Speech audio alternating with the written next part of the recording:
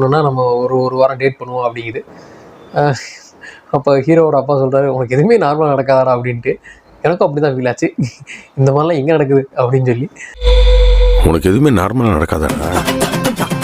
அதுக்கப்புறம் வந்து அவங்க ஒரு வாரம் டேட் பண்ணுறாங்க. டேட் பண்ணிட்டு சரி ஓகே எதாவது ஃபைனலைஸ் பண்ணுவோம் அப்படின்னு வரும்போது ஹீரோவோட எக்ஸ்கிட்டேருந்து மேரேஜ் இன்விடேஷன் வருது.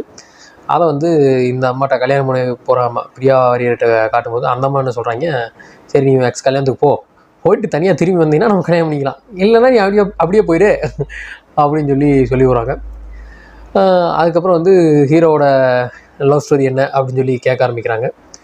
அதுக்கப்புறம் ஹீரோ எக்ஸ் கல்யாணத்துக்கு போனவர் திரும்பி தனியாக வந்தாரா, அதுக்கப்புறம் இவங்க 2 பேருக்கு கல்யாணம் நடந்துச்சா, இல்லை யாருக்கு கல்யாணம் நடந்துச்சு அப்படிங்கிற பல குழப்பங்களுக்கான விடைதான் இந்த நிலவுக்கு என் மேல் என்னடி கோபம். வச்சுக்கிட்டு இருக்காங்க. என்னடா ஒரே குழப்பமா இருக்கேடா, யாரு கூட இருக்காங்கன்னு தெரியலையடா, இதெல்லாம் எப்படா முடியும்?